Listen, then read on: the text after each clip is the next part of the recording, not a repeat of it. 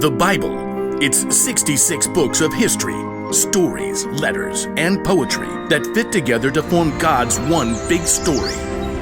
The epic adventure of how He created us and loves us so much that He made a way to rescue us.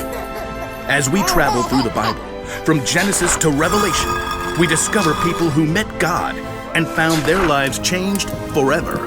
Now, for an amazing story, inspired by the book of 1 Timothy, chapter 4, verse 12. Timothy of Lystra must have felt like he lived in two worlds. His mother, Eunice, and his grandmother, Lois, both were Jewish and believed in the one true God. Hear, O Israel, the Lord our God, the Lord is one. Hear, O Israel, the Lord our God, the Lord is one. But Timothy's father was Greek and likely not a believer. Just work hard and be a good man, son. That's what really matters. Okay, Dad. One day, two men arrived in Lystra. Timothy may have heard them speaking in the center of town. Jesus is the Christ, the Son of the living God. You can turn to Him now.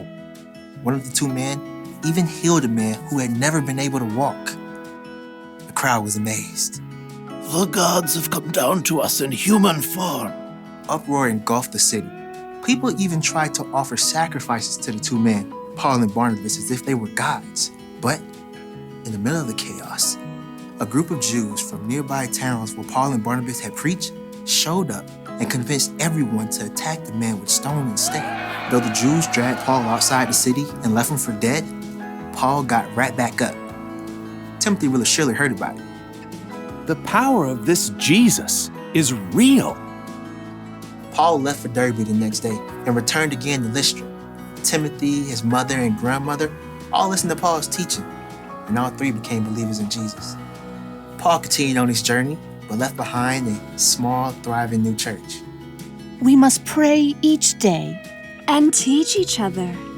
Timothy, in the meeting tomorrow, you should tell the story Paul shared, the one about how Jesus raised a dead man. Oh, but I don't really like to talk in front of people. I think you shall do very well. By the time Paul had returned several years later, Timothy had become a faithful disciple of Jesus. Everyone at the church spoke well of him. Timothy knows all the Hebrew scriptures. He is kind to everyone, not just those who are Jewish. And his father is a Greek man? Oh, yes. Paul was looking for someone to help encourage new churches, someone who knew God's words, someone who could speak to people from all different backgrounds. Timothy, I'd like you to travel with me and Silas and Luke. Me? Of course you. Oh, but there are others older than me with more experience. They're bold. They're better at speaking. You're the one God has chosen for this job. Wow. Well, okay. The elders of the church laid their hands on Timothy and prayed for him. God's Spirit provided Timothy with everything he would need for the work ahead. Amen. We leave tomorrow. Over the next years, Timothy traveled with Paul all around the land to help encourage believers and start new churches. While they spent time in Ephesus, Paul gave Timothy a special mission.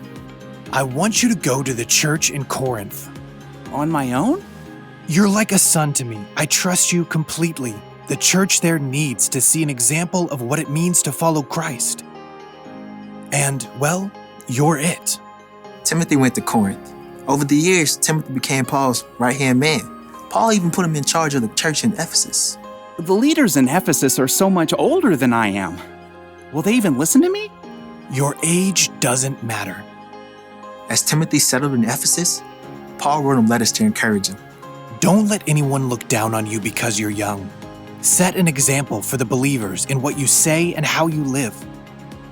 Also, set an example in how you love and in what you believe. Show the believers how to be pure.